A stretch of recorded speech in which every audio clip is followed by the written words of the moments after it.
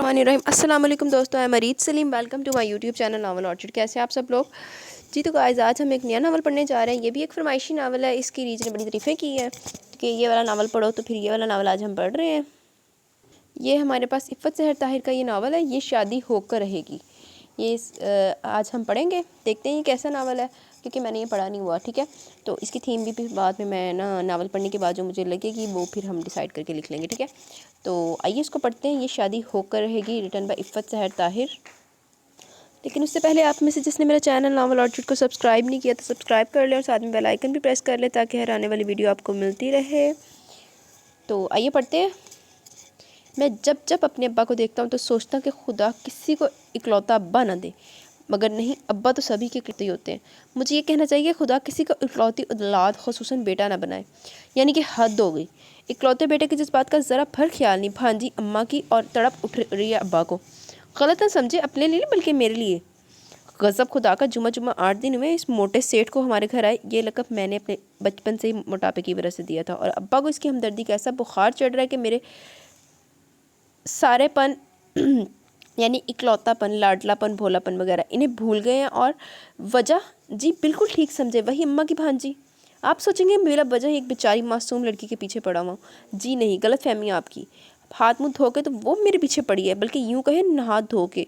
अभी 6 माह पहले की बात है कि अपने अम्मा अब्बा को आगे मार के पीछे, और अम्मा अब्बा को आगे पीछे मार के पीछे और कोई रिश्तेदार ना होने के बाइस वो मोहतरमा हमारे दर पर आ पड़ी। क्या कहा? कातिला? ओफो, मारने का मतलब यह है कि खाला बेचारी दिल की मरीज़ा थी। इधर वो लड़की, उधर महीने भर बाद ही इनकी जुदाई का सदमा दिल में लिए खालू भी बिना बताए पीछे निकल लिए। यूँ वो दोनों अल्लाह को प्यारे हुए, और इधर ये साहिबा हमारी अम्मा को, और इतनी प्यारी हुई कि 40वें के बाद अम्मा इसकी तशरीफ़ का टोकरा बीमार तमाम तर मसाइल के अपने घर पर ही उठा लाई। नाम खुशबख्त मगर मनहूसियत का घेरा इन दिनों इस पर इस कदर तंग था कि महज 6 माह के अंदर अंदर मेरी माँ ने भी अगले जहाँ की राह ली। अच्छी भली सोई अम्मा सुबह को उठी ही नहीं। हम दोनों बाप बेटा तो सही मानों में यतीम हो गए थे, ना दिन का होश ना रात की खबर। भला अम्मा के बगैर हमें जीना ही कब आता था। मगर असल मसाइल तो अम्मा के 40वें के बाद उठने शुरू हुए। वो दिन ही मेरे लिए नहुसत से शुरू हुआ। सबसे पहले तो मोहतरमा खुशबख्त साहिबा ने सुबह मुझे जगाया। अच्छा यार, ये वाला जो नावल है ये मैं से है, मतलब कि फर्स्ट पर्सन से है ये वाला। ठीक है, तो इसीलिए कोशिश करते हैं इसको पढ़ने की। अच्छा जी, सबसे पहले तो मोहतरमा खुशबख्त साहिबा ने मुझे सुबह जगाया। भाई छुट्टी के रोज़ किसी भी शरीफ बंदे को सुबह सुबह 10 बजे जगाने की क्या तुक बनती है? 10 बजे सुबह से वैसे मेरे वास्ते भी सवेरी होती है, क्या तकलीफ़ है? मैं मुदी आंखों से इसका फ्रेश चेहरा देखते ही घुर्राया, मगर वो ठीठ पल के चिकना खड़ा। उठ जाओ कि अब एक ही रोज़ उठोगे। लो, भरी जवानी में ऐसी बद्दुआ, मेरा तो तन मन ही सुलग उठा। तुम्हें मेरे कमरे की इजाज़त किसने दी? मुझे शदीद गुस्सा आ रहा था। इतनी प्यारी नींद, और नींद में मनपसंद लड़की का साथ, अब तो सब कुछ भाग गया। हाँ, इजाज़त? वो तमस्कर से हंसी, साथ साथ ज़मीन पर बिखरे कुशन्स उठा रही थी। चौपट खुले दरवाजे से इजाज़त का हुक्म नहीं है, और वैसे भी मुझे सुबह सुबह तुम्हारी शक्ल देख के अपनी सुबह भंग करने का शौक़ नहीं। खालूजान बुला रहे हैं। एक तो आपको याद होगा इसकी नहुसत, और दूसरी वजह, जी हाँ, इसकी बदजुबानी, खसूसन मेरे साथ। इतना निडरपन के जवाब देने में एक लम्हा की भी देर ना करती थी, मुबादा 10 नंबर कट जाए। ज़रा ये सब खसूसियात याद रखिएगा। अच्छा जी, बड़े धोखा वैसे ऐसे भाई देवी। तीसरे ये कि मेरे 3 साल बड़ेपन को भी वो किसी खातिर में न लाती थी। इसका बस चलता तो बचपन की तरह मुझे अड़ंगा लगाकर ज़मीन पर औंधा गिराती और मेरी पुश्त पर सवार होकर लकड़ी की काठी वाला गीत भी गाती। यकीनन आपकी आंखों के सामने भी इसके तंदुरुस्त और तवाना बचपन आ गया होगा। ज़रा सोचिए, एक 8 साल मगर लागर बच्चे को 5 साल की टन टन दबोच ले तो उस बेचारे का क्या हश्र होगा। इसलिए मैं खाला के घर वज़ीराबाद कम ही जाता था। मोटा सेठ सड़क पे लेट, गाड़ी गुजरी, फट गया पेट, गाड़ी का नंबर 88। मोटा बोले, हाय मेरा पेट। इसके शिकंजे से निकलने के बाद मैं ये नज़म बाआवाज़ बुलंद सुनाकर इसके गुस्से को मज़ीद हवा दिया करता था। खैर, ये सब तो पुरानी बात है, मगर आपको अंदाज़ा हो गया होगा कि हम दोनों के माँ बहन दुश्मनी किस कदर पुरानी है। अब्बा ने क्यों बुलाया? इन्हें याद नहीं? आज संडे, मैं नाराज़ हुआ। तुम्हारा तो हर डे संडे होता है। वो मेरा मैला तौलिया उठाकर कुर्सी की पुश्त पर रखते फिर तन से बोली। यानी कि मेरे लेट उठने और रोज़ाना ऑफिस लेट पहुंचने का ताना। वो नाश्ते के लिए बैठे। मेरे कुछ कहने से पहले ही वो शराफत से बोल उठी, तो मुझे भी मरता क्या ना करता कि मस्ताक उठना ही पड़ा। मेरे बाथरूम से फ्रेश होकर निकलने तक वो मेरा कमरा समेटकर झाड़ पोंछ करके जा चुकी थी। खूबी बस यही एक थी इसमें, नौकरानियों वाली, घर खूब समेट कर चमका के रखती थी। दूसरी ये कि किचन भी इसी के सर पर चल रहा था, और क्या खूब चल रहा था। रोज़ रोज़ नित नई डिशें। تیسری یہ کہ کپڑے اب دھلے دھلائے اور استری شدہ ملنے لگے تھے اور میرے ہر دوسرے روز دھوبی کی طرف لگنے والے چکر ختم ہو گئے تھے۔ چوتھی یہ کہ مطلب یہ کہ یہ سب خوبیاں تو نہیں، خیر وقت گزارنے کے لیے وہ ہمارے تمام کام کرتی رہتی تھی، ورنہ تو شاید سارا دن ہی ٹی وی دیکھتی رہتی۔ اے لو حسپا علمی نہ عزت نہیں راس، مطلب کہ ایڈیاں خوبیاں گنا رہے ہیں لیکن انہیں احساس ہویا جی کہ نہیں بھائی میں تو اس کی تعریفیں کری جا رہا ہوں، تو ابھی تو میں اس کی وہ کر رہا تھا نا جی، تعریفیں نہیں کرنی۔ اچھا، میں جب تک تیار ہو کر ناشتے کی میز پر پہنچا، ابا میرا ناشتہ کرنے کو بے تاب ہو رہے تھے۔ السلام علیکم۔ میرا انداز بہت محتاط تھا، بلکہ میں احتیاطاً ابا سے دور والی کرسی پر بیٹھا کہ کہیں ایک آدھ جھانپڑی نہ پڑ جائے۔ جواباً غصے میں نہ صحیح تو ازراہ لاڈو پیار بھی رسید کر سکتے تھے۔ وعلیکم السلام۔ اوے تمہاری گھڑی ٹائم نہیں بتاتی؟ وہ گرجنا شروع ہوئی اور میں منمنانا، نہیں ابا جی خود دیکھنا پڑتا ہے۔ وہ لال پیلے ہونے لگے، لطیفے سناتا ہے باپ کو الو کا پٹھا۔ اوفو خالو جان، میں نے کتنی بار کہا ہے خالی پیٹ غصہ نہ کیا کرے، پہلے تگڑا سا ناشتہ کریں۔ یہ دیکھیں میں نے آپ کے لیے اسپیشل حلوہ پوری اور چنوں کا ناشتہ تیار کیا ہے۔ وہ بیچ میں ٹپکی، ذرا الفاظ سنیں اس کے پھپھے کٹنی، یہ نہیں کہ اکلوتے کزن کو ذرائع ہمدردی ابا کی ڈانٹ سے بچائے، الٹا انہیں کھا پی کے اطمینان سے میری بےزتی پر اکسایا جا رہا تھا۔ ویسے تو بندہ تو ایسی لگ رہے ہیں مینوں۔ میں پانی کے گھونٹ کے ساتھ ساتھ غصے کے گھونٹ بھی بھر گیا۔ اماں، میری پیاری اماں، تم نہ رہی تو میرا غصہ دیکھنے والا بھی کوئی نہ رہا۔ میرا دل بھر آنے لگا، مگر جلد ہی گرما گرم حلوہ پوری اور چنوں کی خوشبو نے سب کچھ بھول کر ناشتے پر ٹوٹ پڑنے پر مجبور کر دیا۔ ہم دونوں باپ بیٹے نے تو ڈٹ کے ناشتہ کیا، مگر وہ محض حلوے اور چنوں کی ذرا سی مقدار کے ساتھ ایک پوری چکھنے کے بعد چائے کا مگ لیے اٹھ گئی۔ جی ہاں، وہی موٹا سیٹ جو میٹرک تک کھانے سے فائٹنگ کیا کرتا تھا، بی اے تک ڈائٹنگ کر کر کے ایشوریا جیسا فگر بنا چکا تھا۔ اچھا ہو ہائے، یہ موٹا سیٹ اس لڑکی کو کہہ رہا ہے، میں کہا پتہ نہیں اس کے باپ کو کہتا ہے۔ اندر پٹے منہ بھائی تیرے تھے، ہے نا حیرت کی بات۔ خیر مٹی ڈالو، جب سے ایشوریا کی شادی ہوئی ہے میں اس کی طرف دیکھنا بھی پسند نہیں کرتا۔ اللہ ایشوریا تو تیرے سے مری جا رہی، اس موٹے سیٹ کو کون دیکھے۔ ساتھ والوں کی لڑکی سے ٹیوشن پڑھنے آ گئی تو وہ اسے اپنے کمرے میں لے گئی۔ اس کے جانے کے بعد ابا نے اطمینان سے سگریٹ سلگایا تو مجھے ان کی بہادری پر ہنسی آئی۔ اس کی موجودگی میں ابا کی اتنی ہمت کہاں تھی کہ سگریٹ کی سپیلنگ بھی سنا دیتے۔ پھر اس نحوست بھری 7 کا الارم بجا، اور بھائی تم نے کیا سوچا؟ پھر سگریٹ کا لمبا سا کش لگانے کے بعد دھوئیں کو بے فکری سے اڑاتے ہوئے میری طرف متوجہ ہوئے تو میں نے اخبار اٹھاتے ہوئے بے توجہی سے پوچھا، کس بارے میں؟ شادی کے بارے میں۔ کس کی شادی ابا؟ میری حیرت واجب تھی، اتنا اچانک ٹاپک؟ میری، وہ تنزیہ بولے، میں گہرے صدمے میں گر گیا۔ ابھی تو میری اماں کی قبر کی مٹی بھی خشک نہیں ہوئی اور آپ؟ میں فوراً جذباتی ہونے لگا۔ اوے بغیر تھا، میں تیری شادی کی بات کر رہا ہوں۔ وہ اپنے مخصوص انداز میں مجھے چھاڑتے ہوئے بولے تو میری بتیسی نکلتے دیر نہیں لگی۔ اس کے لیے تو تمہاری اماں کی قبر کی مٹی کا خشک ہونا شرط نہیں ہے نا؟ اف، یہ ابا کے طنز میں کسے آ گیا۔ کبھی کبھی تو مجھے لگتا ہے کہ ابا نے یقیناً طنز بات میں ماسٹر کر رکھا ہے، مگر بلکہ ٹاپ کیا ہوگا اماں کی بھانجی کی طرح، تبھی تو دونوں کی گاڑی چھنتی تھی۔ تو میں کون سا لڑکی پسند کیے بیٹھا ہوں؟ میں نے منہ پھلاتے ہوئے اخبار چھٹک کر سیدھا کیا تو وہ اطمینان سے بولے، مگر میں تو پسند کر چکا ہوں۔ میں نے چونک کر اخبار منہ پر سے ہٹایا، پھر ان کے تاثرات دیکھ کر جلدی سے بولا، اچھا میرے لیے؟ ہاں، انہوں نے اطمینان سے کہتے ہوئے مجھے خاصا بے اطمینان کر دیا۔ مگر ابا جی شادی تو میری ہونی ہے، میں نے احتجاج ریکارڈ کرانا چاہا۔ تو یہ کہ لڑکی بھی میری پسند کی ہونی چاہیے۔ اوے تو فکر نہ کر، وہ میں نے پہلے سوچ لیا، لڑکی تیری پسند کی ہے۔ وہ ہاتھ سے کوئی مکھی اڑاتے ہوئے لاپرواہی سے بولے تو مجھے ان کی اس لاپرواہی کے پیچھے چھپی پرواہ پر پیار آنے لگا۔ تو گویا ابا جانتے ہیں کہ میں ان کی بھتیجے میں انٹرسٹڈ ہوں۔ گل، میری پیاری گل، میرا روم روم خوشی سے جھوم اٹھا۔ میں چاہتا ہوں کہ یہ گھر ہمیشہ یوں ہی خوشیوں سے بھرا، صاف ستھرا اور جگمگاتا ہوا رہے۔ ابا بولے تو میں نے مذاقاً کہا، اس کی فکر آپ مت کریں، یہاں کی صفائی ستھرائی کا ذمہ تو ہمیشہ کے لیے اماں کی بھانجی نے لے رکھا ہے۔ ابا جی خوش ہو اٹھے، خدا تمہارا بھلا کرے، بیٹا ہو تو ایسا، بنا کہے کیسے باپ کی دل کی خواہش سمجھ گیا۔ خوشبخت سے بہتر لڑکی تمہیں پوری دنیا میں کہیں نہیں ملے گی۔ لو جی، کیا ہی 9/11 کے دھماکے ہوئے ہوں گے۔ میں تو آنکھیں پھاڑے ابا جی کو دیکھتا ہی رہ گیا۔ آپ اتنی دیر سے خوشبخت کی نادیدہ خوبیاں بیان کر رہے تھے، میں صدمے سے چور لہجے میں بولا۔ بھائی دیکھو نا، تم دونوں ایک دوسرے کو اتنی اچھی طرح سمجھتے ہو، تو بجائے اس کے کہ اسے رخصت کر کے ایک نئے اور اجنبی ماحول میں بھیجوں یا تمہارے لیے ایک انجان لڑکی کو بیوی بنا کر گھر میں لاؤں، میں نے سوچا کہ یہ تمام سلسلہ جیسے چل رہا ہے ویسے چلتا رہے۔ ابا جی کو اپنی تیز نظری کی خوشی تھی، اور ایسے میں وہ بھلا مجھ بیچارے کے تاثرات کیا دیکھتے جس کی دنیا لوٹی جا رہی تھی۔ میں نے اپنا غصہ دکھانے اور ابا جی کو متوجہ کرنے کے لیے اخبار میز پر پٹکا تو وہ چونک کر میری طرف دیکھنے لگے۔ یہ سب آپ کی غلط فہمی ابا جی، میں کھنکار کر گلا صاف کرنے کے بعد سنجیدگی سے بولا تھا۔ ساتھ ہی ابا جی کے صاف ستھری پیشانی پر پل پڑنے لگے۔ آپ کو کس نے کہا کہ ہم دونوں ایک دوسرے کو سمجھتے ہیں، یا یہ کہ میں اسے اس لحاظ سے پسند کرتا ہوں؟ ابا کی نرمی مجھے نڈرپن دکھانے پر آمادہ کر رہی تھی۔ یہ ساری بکواس سے تمہارا مطلب کیا ہے؟ انہوں نے اپنے اس انداز میں پوچھا تو مجھے تھوڑی سی ہمت مجتمع کرنی پڑی۔ ابا جی، یہ شادی نہیں ہو سکتی۔ کیوں؟ ان کا روب دفتن لوٹنے لگا۔ ہم دونوں بالکل مختلف ہیں ابا جی، وہ مشرق تو میں مغرب، اور سب سے بڑھ کر یہ کہ میں نے کبھی اس کے متعلق ایسا نہیں سوچا۔ میں نے بھی اپنی طرف سے گل مکا دی، مگر ابا جی نے جو مکہ جواباً میز کی سطح پر مارا، اس نے مجھے بھی اچھلنے پر مجبور کر دیا۔ اینے چتر کھانے ہیں اس بھائی نے ابا جی کو۔ تو سوچو صاحبزادے، کیونکہ یہ شادی ہو کر رہے گی۔ انہوں نے بے حد پرجلال اور قطعیت بھرے لہجے میں کہتے گویا فیصلہ سنا ڈالا، اور بس وہ دن تھا اور آج کا دن میرے اور ابا جی کے درمیان ٹھن گئی۔ وہ ایک بہترین لڑکی ہے، چراغ لے کے بھی ڈھونڈو گے تو ایسی بیوی نہیں ملے گی۔ ابا جی پہ تو اس نے لطیفے کر رکھے تھے، وظیفے کر رکھے تھے جیسے۔ اب اگر بندے میں ذرا ہمت ہو تو پوچھے کہ میرا کیا دماغ خراب ہے کہ چراغ لے کے بھی ایسی ہی ڈھونڈوں؟ اس سے ہزار اچھی پڑی ہیں دنیا میں۔ اس لیے تو میں نے اپنی بات پر زور دیتے ہوئے پینترا بدلا، اس لیے تو کہتا ہوں ابا جی، اس بہترین لڑکی کو مجھ جیسے نالائق اور بقول آپ کے بد نظم شخص کے پلے مت باندھے۔ اس کے لیے تو اسی جیسا لائق فائق اور بہترین آدمی ہونا چاہیے تاکہ وہ ساری عمر آپ کو دعائیں دے۔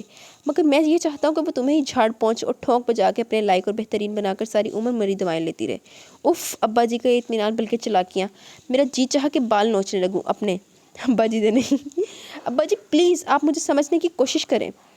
بیٹا جی پلیز آپ سمجھنے کی کوشش کریں کہ وہ ایک یتیم و یسیر لڑکی ہے۔ دوسرے یہ کہ اس کی خالہ یعنی عبیدہ کے مرنے کے بعد اس کی ساری ذمہ داری ہم پر آ چکی ہے۔ میں اس کا خالو سے ہی، تم خالہ زاد بھائی سے ہی، مگر شریعت کی روح سے اس کے لیے قطعی نامحرم ہے۔ ایسے میں ایک شرعی رشتہ اگر باحسن طریقے سے طے ہو سکتا ہے تو تمہیں کیا اعتراض؟ وہ بہت متحمل سے سارا مسئلہ بیان کر رہے تھے۔ اوفو، آپ کن چکروں میں پڑ رہے ہیں؟ 6 ماہ پہلے تک یہ مسئلہ نہیں تھا، تب تمہاری ماں ہمارے ساتھ تھی، مگر اب دنیا بھی مشورے دینے لگی ہے۔ وہ سنجیدہ تھے اور بات تو واقعی سچ تھی، مگر میرا دل، اور سب سے بڑھ کر گل رخ میری چچا زاد، میرا دل اوبنے لگا خوش وقت کو سوچ کر۔ آپ بے فکر ہیں ابا جی، میں فوری طور پر اس کے لیے ایک زبردست رشتے کا بندوبست کرتا ہوں۔ میں نے ان کا دھیان اپنی طرف سے ہٹانا چاہا۔ تم اس کے ابا بننے کی کوشش مت کرو، بس جو میں نے کہہ دیا اس کے متعلق سوچو اور مجھے نکاح کی تاریخ بتاؤ۔ ابا جی اس قدر کڑک دار لہجے میں بولے کہ میں احتجاج کے سارے الفاظ بھول کر محض قربانی کے بکرے کی مانند انہیں دیکھتا ہی رہ گیا۔ بڑا مظلوم آدمی ہے بھائی تو میری تو زندگی ڈسٹرب ہو کر رہ گئی۔ ابا جی کے الٹیمیٹم نے دن کا چین اور راتوں کی نیندیں برباد کر دی۔ گل رخ کہیں دور ہی دور جاتی محسوس ہوئی تو میں نے گھبرا کر اپنے دوستوں کی منتیں کر کے 2-4 بہترین رشتے خوش بخت کے لیے اپنے گھر بھجوائے، بلکہ منگوائے کہ شاید ابا جی کا دل للچا جائے۔ مگر نہ جی، اماں یوں ہی تو اتنی جلدی رخصت نہیں ہو گئی نا، ہر رشتے پر ایک ہی نہ۔ ابا جی کی ہٹ درمی دیکھ کر میں غصے سے بھرا خوش بختی کے سر پر جا پہنچا۔ وہ تکیے سے ٹیک لگا کر بیٹھی کسی خواب کتاب میں محو تھی۔ میری یوں فوں فاں کرنے کے پہنچنے پر چونکی۔ پتہ ہے بنا اجازت کسی کمرے میں داخل ہونا کس قدر بدتمیزی ہے؟ میں اس وقت تمہارے پاس اخلاقیات کی کلاس لینے نہیں آیا۔ میں نے دانت کچکچائے۔ اچھا، اگر تو اپنی شکل دکھانے آئے تھے تو وہ میں نے دیکھ لی ہے، وہ بے نیازی سے کہتی کتاب پر انگلیاں بجا رہی تھی۔ تمہیں پتہ ہے ابا جی تمہاری شادی کروا رہے ہیں؟ میں نے اسے گھورتے ہوئے اس کی معلومات چیک کرنے کی صحیح کی، مگر ادھر وہی اطمینان تھا۔ تمہیں کاہے کا صدمہ ہو رہا ہے؟ صدمہ یہ ہے کہ پھانسی کے اس پھندے میں وہ میری گردن فٹ کر رہے ہیں۔ میں نے اخلاقیات کو بلائے طاق رکھتے ہوئے غصے سے کہا تو لہجہ پر چپ رہنے کے بعد وہ اسی پرسکون انداز میں بولی، مجھے دیکھو کتنی خاموشی سے سولی چڑھ رہی ہوں۔ میرا دل خوش ہوا۔ یعنی تم بھی اس رشتے سے خوش نہیں ہو؟ وہ رخ موڑ کر کتاب تکیے کے نیچے رکھنے لگی۔ نہ، تو پھر تم ابا جی کے سامنے بغاوت کیوں نہیں کرتی؟ میں فوراً ہی اس کا سب سے بڑا ہمدرد بن گیا ہوئے۔ نہیں، اس نے فی الفور جواب دیا، میں خالو جان کی ایسی کوئی نافرمانی نہیں کر سکتی۔ ان کے بہت احسان ہے مجھ پر، اور ان کے احسان کا بدلہ اس طرح دے رہی ہو تم ان کے اکلوتے بیٹے سے بدلہ لے کر؟ میں نے اسے گھورا۔ قربانی دے رہی ہوں مسٹر، سمجھے جیسے کبھی شیشہ نہیں دیکھا جناب نے؟ وہ جتانے والے انداز میں کہتی، آخر میں بڑبڑائی تو میں بھی دگ اٹھا۔ میں یعنی کہ آذر رحمان، جس کو اپنی وجاہت بقلم خود پر بے پناہ ناز تھا، اسے یہ موٹا سیٹ کچھ سمجھتا ہی نہ تھا۔ میں بھی کہاں تمہاری شکل دیکھنا چاہتا ہوں، مگر یہ بات ابا جی کو کون سمجھائے؟ تو تم بھی میری زندگی میں آذر نہیں آزار بن کے آ رہے ہو۔ وہ چوکی نہیں تھی۔ دیکھو ابا جی کے سامنے انکار تم ہی کو کرنا ہے، بہت پچھتاؤ گی مجھ سے شادی کر کے۔ میں نے اسے دھمکایا۔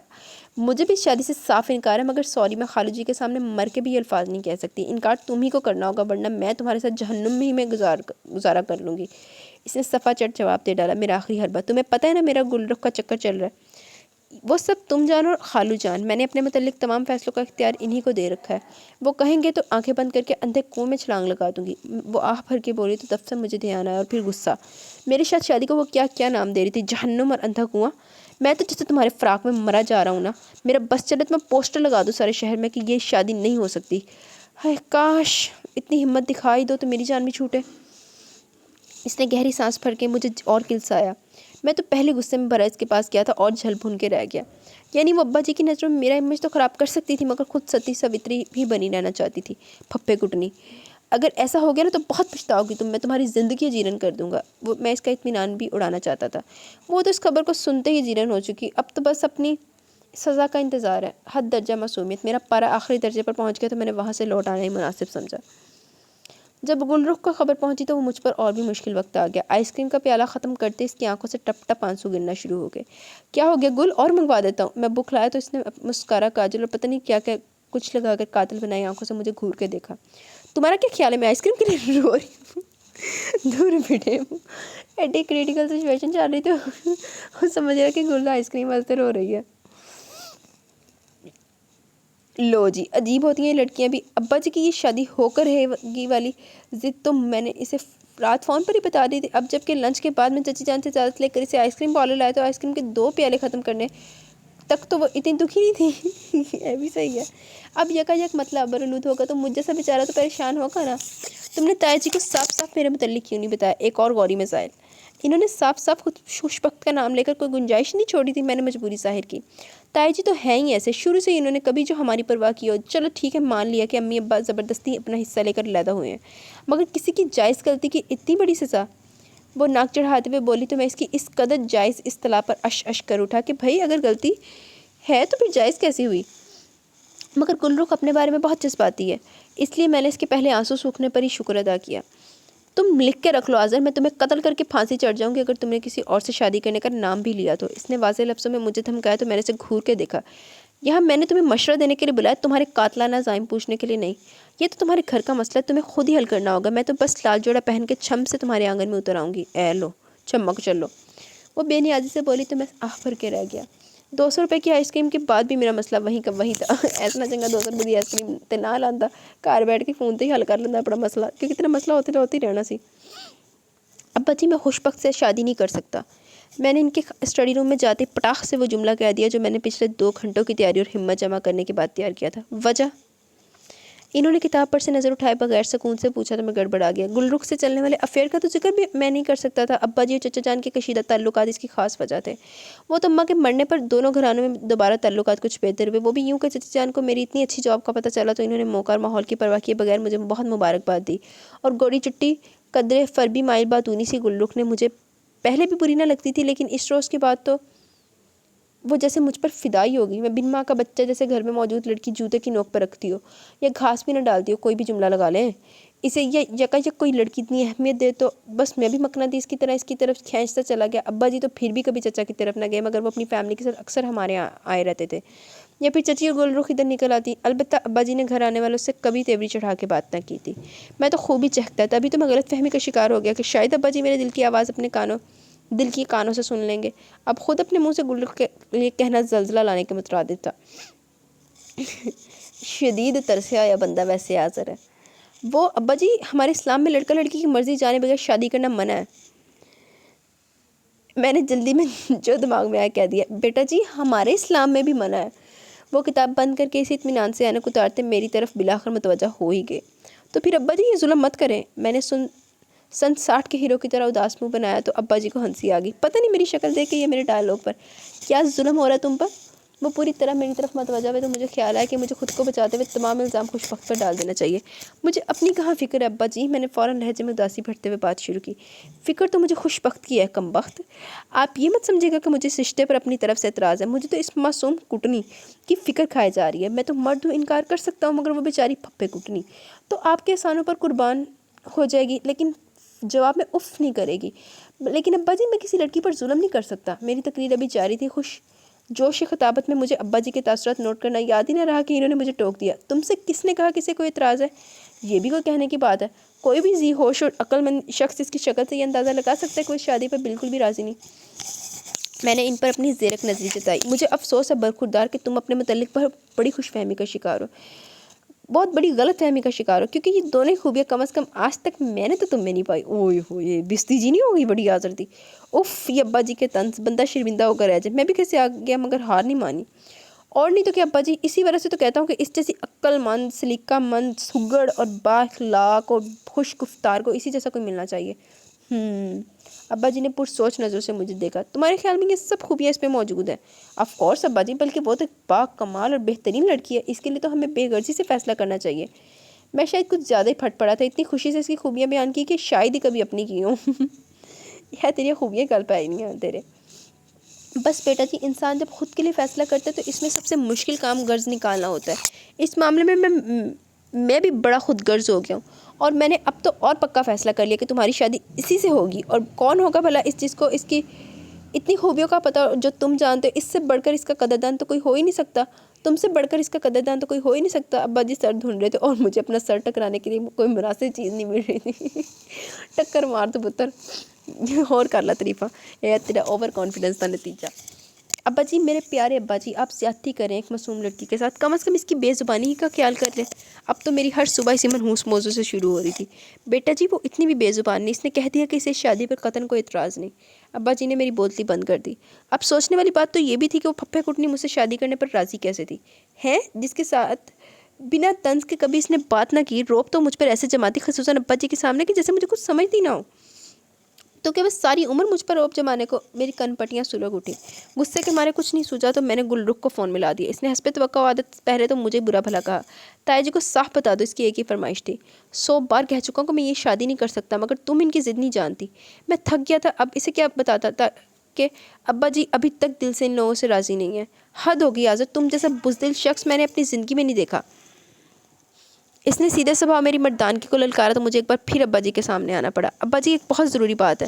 میں نے سوچا کہ سادگی سے نکاح پڑھوا دوں تم دونوں کا۔ لو جی، ابا جی کی اپنی کم ضروری باتیں جو وہ میری بھی سنتے، میں کلس کر رہ گیا۔ ابا جی، مجھے اعتراض ہے۔ میں نے بات شروع کی اور ابا جی نے سینے کو مسلا۔ پتہ نہیں کچھ دنوں سے دل میں ہلکی ہلکی درد کی لہریں سی اٹھ رہی ہیں۔ متفکر انداز میں کہتے ہوئے انہوں نے سامنے پڑا ایک جگمگاتا کارڈ اٹھا کر میری طرف بڑھایا۔ یہ ڈیزائن پسند کیا میں نے تمہاری شادی کے کارڈ کے لیے؟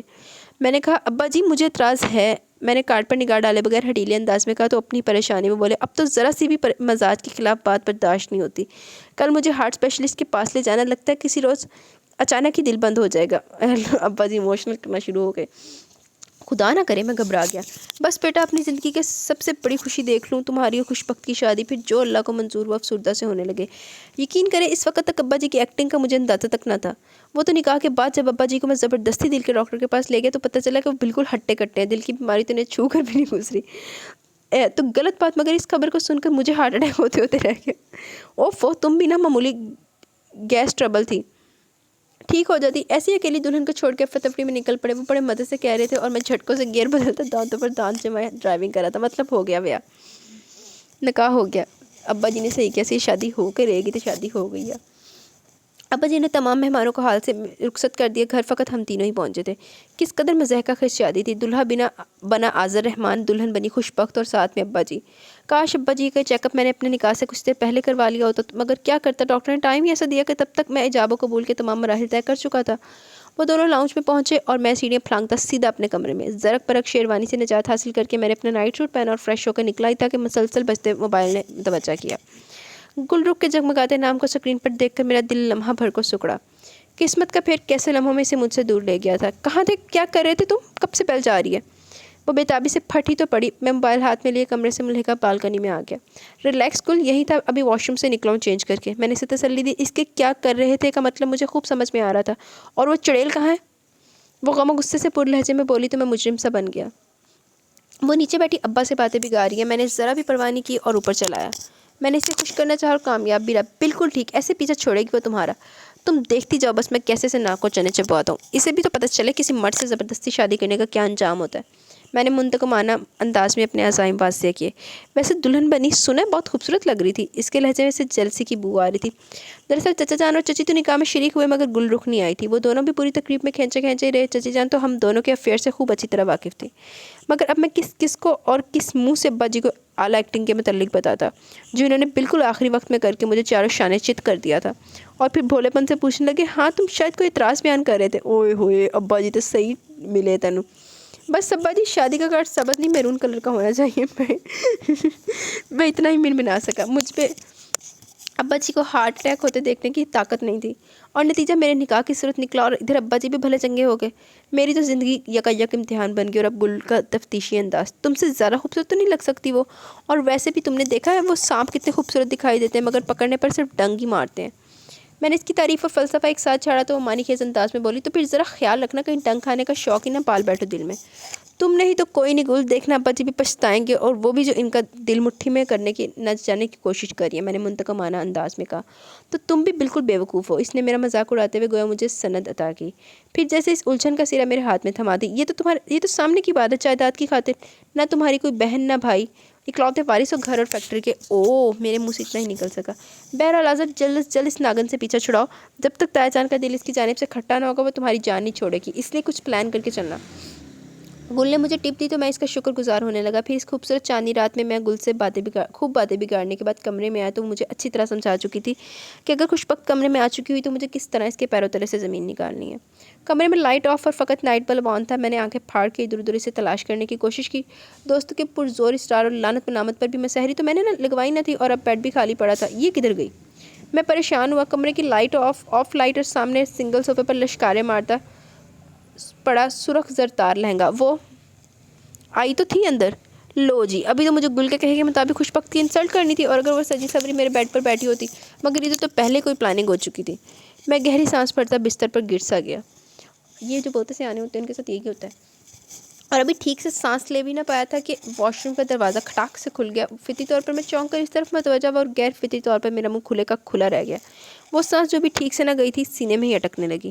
نائٹ بلب کی سبز روشنی میں نہایت ماڈرن سے نائٹ سوٹ میں ملبوس یوں بے دھڑک واش روم سے نکل کر اپنے سلکی بالوں کو دونوں ہاتھوں سے سمیٹتی آئینے کی طرف بڑی جیسے میری کتنے سال پرانی بیوی ہو، اور یوں اسی طرح میرے سامنے گھومنے پھرنے کی عادی ہو۔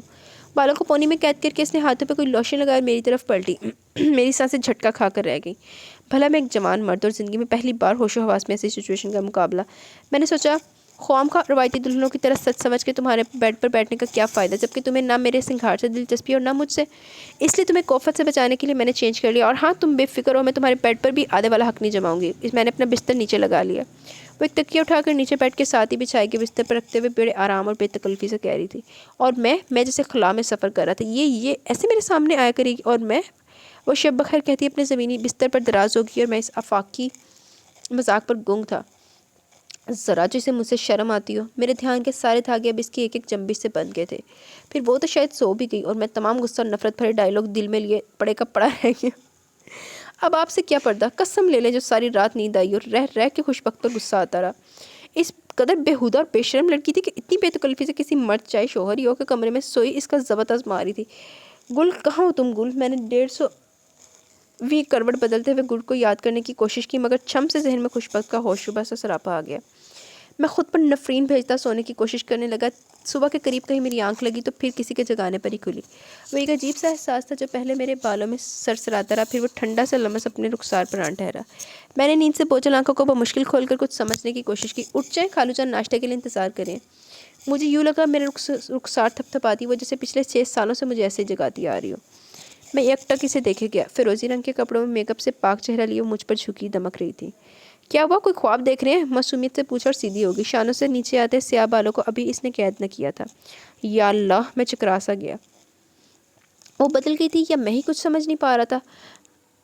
گزشتہ روز اول والا گربا کشتن روز اول والا محاورہ تو میں نے آزمانا تھا، مگر لگتا تھا کہ اس نے بھی کسی سے اچھی خاصی پٹی پڑھ لی تھی۔ وہ آئینے کے سامنے جا کھڑی ہوئی، دوپٹے سے بے نیاز متناسب سراپا، ہاف سلیوز میں جھلکتی باہیں اٹھائے وہ والوں میں حسب عادت پونی ڈال لی تھی، اور میں ہونک سا اس کی بے تکلفیاں دیکھ رہا تھا۔ اٹھ بھی جائیں، پہلے 11 بج چکے ہیں۔ مجھے تو نہیں، البتہ آپ کو ڈانٹ ضرور پڑ جائے گی، ناشتہ تیار کرائی ہوں میں۔ وہ فارغ ہو کر دوپٹہ شانے پر ڈالتی میری طرف پلٹی تو میں حواس میں آتے ہوئے بھنایا، تمہاری تو دلی خواہش پوری ہو جائے گی مجھے ڈانٹ پڑتے دیکھ کر، اور میرا خیال کرنے کی کوئی ضرورت نہیں، اور یہ مجھے جگانے کی فضول حرکت کیوں کی تم نے؟ میں نے مصمم ارادہ کر لیا کہ اس سے ہارنا تو قطعی نہیں، ورنہ یہ تو مجھے چٹکیوں میں اڑا دے گی۔ دیکھیں، میرا جو فرض ہے وہ میں ضرور ادا کروں گی، آپ کے اعمال آپ کے سر۔ وہ اطمینان سے کہہ کر بستر پر پڑی چادر طے کرنے لگی تو میں دن تناتا ہوا اٹھ کے واش روم میں گھس گیا۔ نہانے کے دوران بھی مجھے یہی خیال آتا رہا کہ وہ کوئی سازش تیار کر چکی تھی مجھے پھانسنے کے لیے، مگر میں صرف اور صرف گل رخ کا ہوں۔ اچھا جی، دیکھ لینے تو کتنی دیر تک گل رخ ادھر رہندا۔ میں نے قطعیت سے خود کو باور کروایا۔ تو تڑاک سے وہ آپ جناب پر آ گئی، اور اس کی ایک عادت بدلنے سے جیسے جنگ و جدل کے تمام موقع ختم ہو گئے۔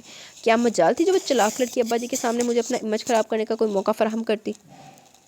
یہ کیا ہے؟ سالن پکایا، نمک کا نام و نشان نہیں، اس میں ذائقہ کہاں سے آئے گا؟ کچھ نہ سوچا تو میں نے سالن کا ڈونگا ہی ناگواری سے کہتے ہوئے کھسک آیا۔ وہ چونکی، بلکہ اس سے کچھ زیادہ ابا چونکے تھے۔ ذرا چکھ کے دیکھیں آپ، میں نے انہیں ناراضگی سے دیکھا۔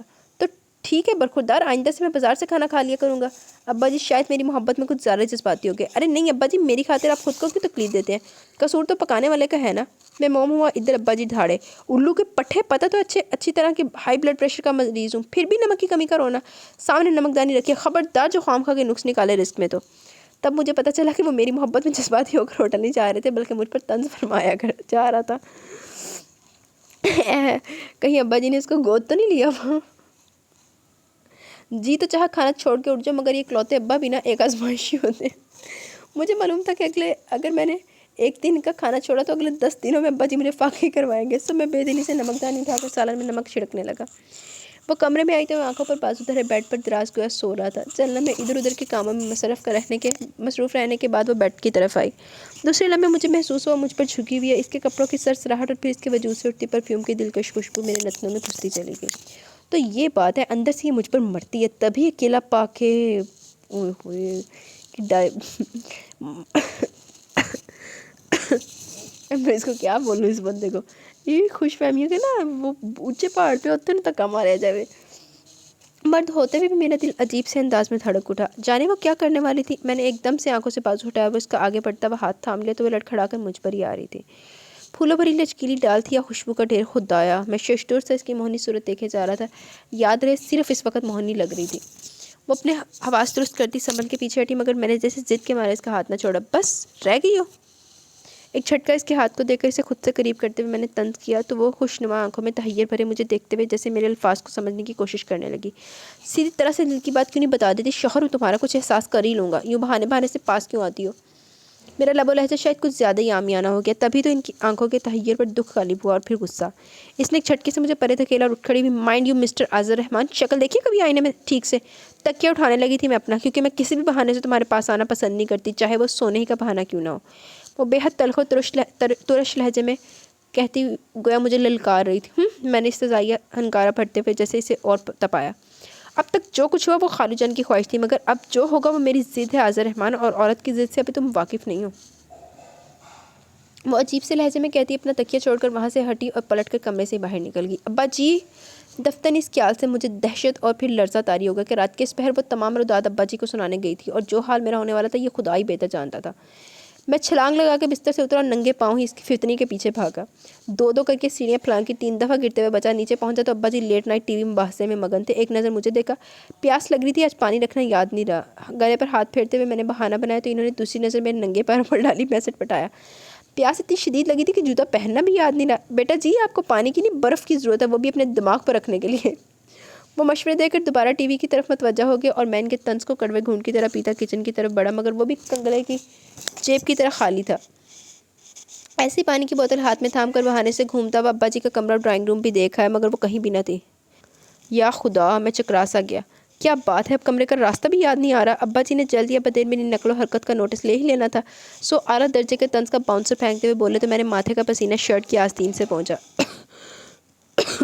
جا رہا ہوں ابا جی، ایسے دروازوں کے لاک چیک کر رہا تھا۔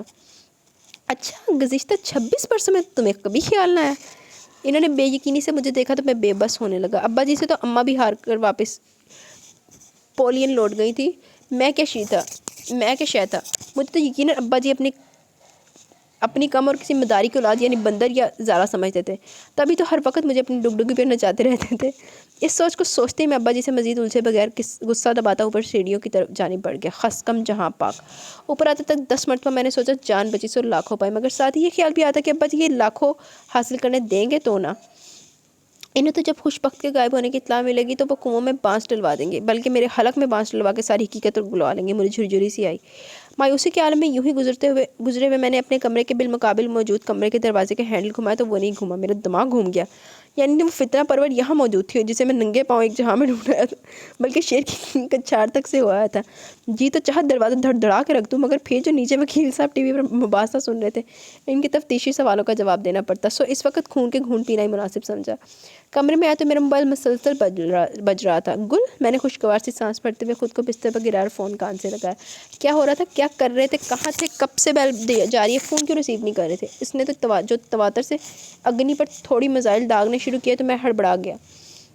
یہی تھا، بس ذرا بیزی تھا، میں نے صفائی پیش کی۔ بیڈ روم میں بیزی تھے، اس نے بے یقینی سے دہرایا اور پھر چیخی، خوش بخت کہاں ہے؟ وہ بھی بیڈ روم میں، میں نے روانی سے کہا۔ آذر، اور وہ زور سے چیخی تو میں ہنستا۔ جیلس کیوں ہوتی ہو؟ فکر مت کرو، آج اس کا کانٹا صاف کر دیا میں نے۔ ہاں، قتل کر ڈالا اسے؟ گل کی لرزتی آواز آئی۔ ابا جی اجازت نہیں دیں گے ورنہ وہ بھی کر ہی ڈالتا۔ آج میں بہت غصے میں تھا، میں نے اسے متاثر کرنے کی کوشش کی اور وہ ہو بھی گئی۔ اچھا، ایسا کیا کر دیا آج؟ نکال باہر کیا میں نے اسے، روتی ہوئی ننگے پاؤں گئی ہے دوسرے کمرے میں۔ اب جب دل ہی نہ ملے تو اس ملاپ کا کیا فائدہ؟ میں نے لاپرواہی سے کہا۔ ارے واہ، یہ تو کمال کر دیا تم نے آذر۔ وہ بے حد خوش ہوئی۔ بس جیسے اسے کمرے سے نکالا ایسے گھر سے بھی نکال پھینکو۔ وہ بیچاری کہاں جائے گی؟ یہیں کسی کونے میں رہنے کو جگہ دے دینا۔ مجھے خیال آیا کہ اس کے ماں باپ نہیں، وہ بھلا کہاں جاتی؟ خبردار آذر، یہ میں طے کروں گی کہ اس کا کیا کرنا ہے، تم بس اپنی طرف سے اسے فارغ کرو، وہ قطعی انداز میں بولی۔ اب اسے کیا بتاتا کہ مجھ سے پہلے وہ مجھے فارغ کر کے جا چکی تھی، مگر اپنی مردانگی کا وقار تو بلند رکھنا ہی تھا۔ ہاں ہاں، تم فکر مت کرو، بس کچھ ہی دنوں کی بات ہے، بس یہ ذرا ابا جی قابو میں آ جائے۔ میں نے اسے حوصلہ دیا تو وہ فوراً ہی مکھن ملائی بن گئی۔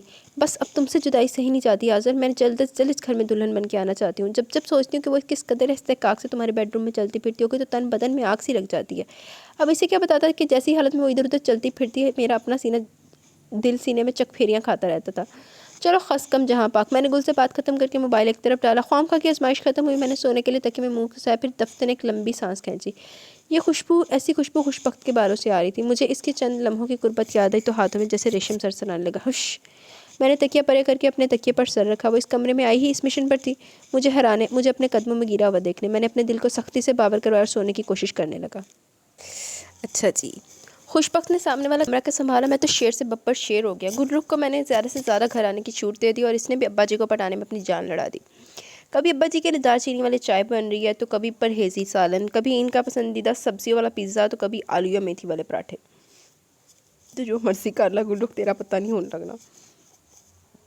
ابا جی سے بے حد خوش تھے۔ بھائی مجھے نہیں پتا تھا میری بیٹی اس قدر سگڑ ہے۔ وہ اس کی بنائی ہوئی چیزوں کی دل کھول کر تعریف کرتے اور چکے میری طرف بڑھا دیتے۔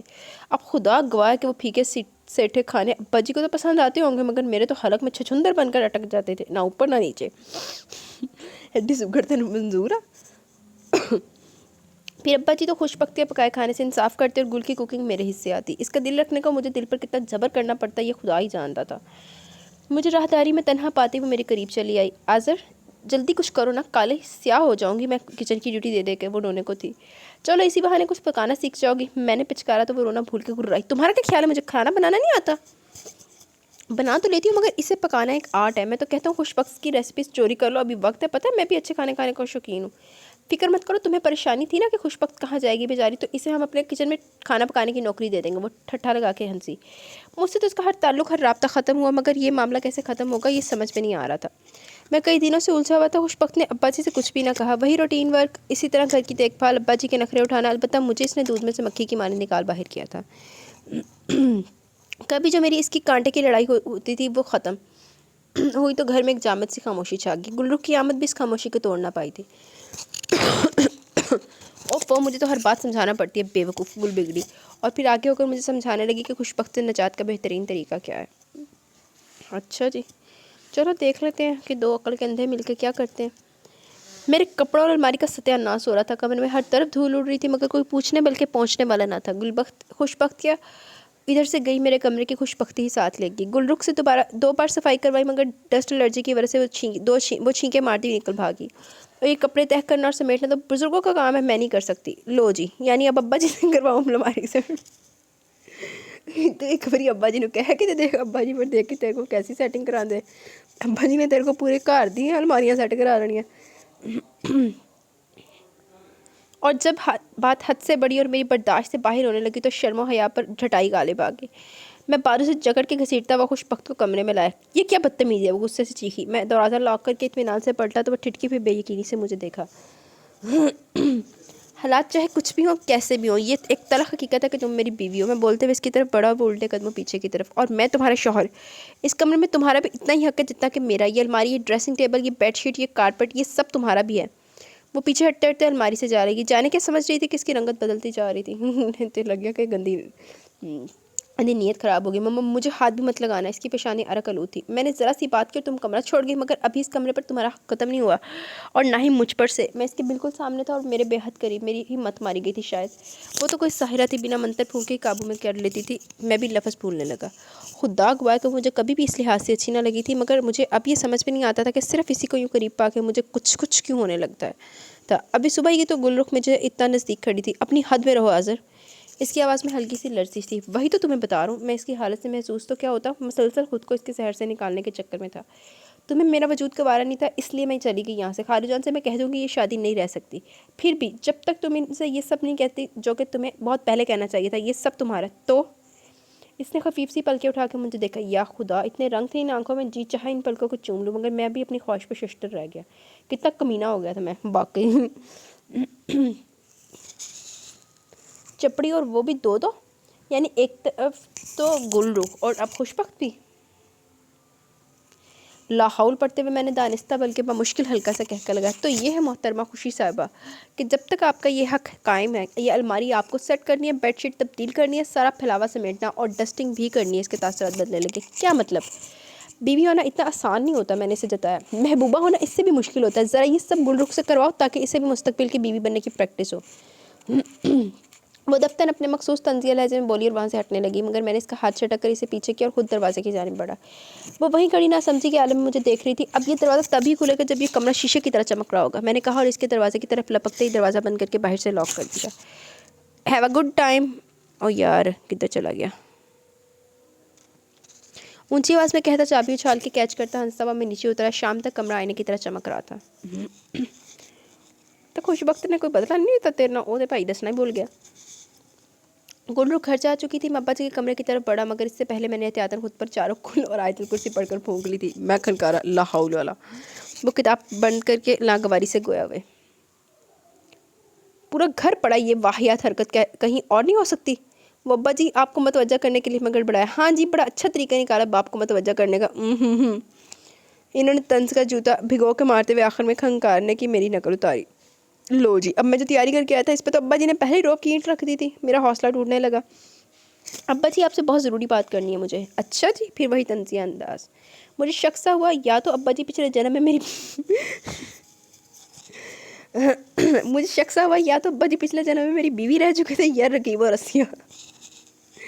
ابا جی، خوشبخت سے میری شادی سراسر آپ کی خواہش تھی۔ میں نے آپ سے کہا بھی تھا کہ ہم دونوں کے مزاج کے حالات کچھ بھی میل نہیں کھاتا، مگر آپ نے توجہ نہیں دی اور آپ کی اسی ضد اور یہ شادی ہو کر رہ کے کنارے کی وجہ سے آج میرا گھر ٹوٹ رہا ہے ابا جی۔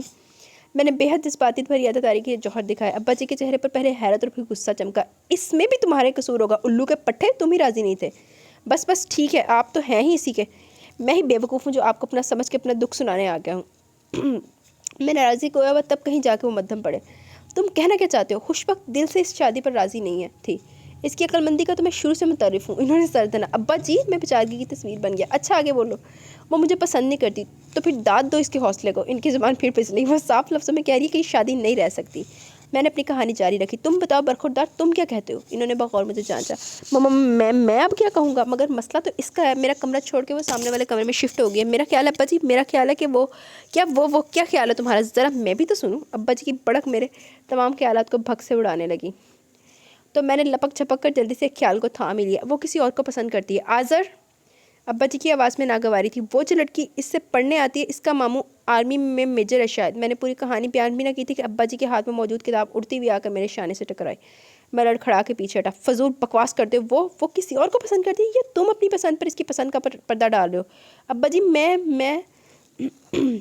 میرے حواس ابا جی کے غصے کو دیکھ کر منمنانے لگے۔ میں مت کرو آذر، بے غیرتی کی انتہا ہے۔ اپنی پاک دامن بیوی پر اس طرح کا الزام لگاتے شرم نہ آئی تمہیں؟ کیا میں نہیں دیکھ رہا اس گھر میں کیا تماشا چل رہا ہے؟ اگر میں چپ ہوں تو اس کی دیوی قسموں کی وجہ سے، ورنہ ابھی تک سیدھا کر دیا ہوتا ہے تمہیں میں نے۔ غضب خدا کا، ہیرے جیسی لڑکی اس نکھٹو نالائق کے پلے باندھ دی میں نے۔ دل ڈر رہا ہے، اس کے ماں باپ اور خالوں کو کیا منہ دکھاؤں گا؟ وہ متاسفانہ ہاتھ مل رہے تھے اور میرے رونگٹے کھڑے ہو رہے تھے کہ ابا جی میرے گل رخ کے افیئر سے واقف تھے۔ اس میجر کا رشتہ آیا تھا، مگر جانتے ہو اس جھلی نے تمہیں فوقیت دی، مگر وہ نہیں جانتی تھی کاٹ کے الو ہو تم۔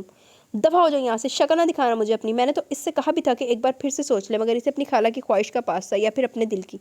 وہ دکھ میں گھرے ہوئے تھے۔ دفعہ ہو جاؤ انہی لالچی لوگوں کے پاس جو نہ پہلے ہمارے سگے پر اور نہ اب ہوں گے۔ وہ غصے میں پھر سے مجھ پر برسے تو میں نے وہاں سے دوڑ لگانے میں ایک لمحہ نہ لگایا۔ دل کی کیفیت کچھ عجیب سی تھی، جذبات و احساسات پر بے حسی سی طاری تھی۔ میں کچھ بھی سوچنا نہیں چاہ رہا تھا، شرم کی بات تھی، گل رخ کی پڑھائی پٹی ابا جی کو سنا کر میں نے شرم ہی کمائی، بلکہ لعنت و ملامت، دور لعنت ہے ویسے یار تیرے تے آزر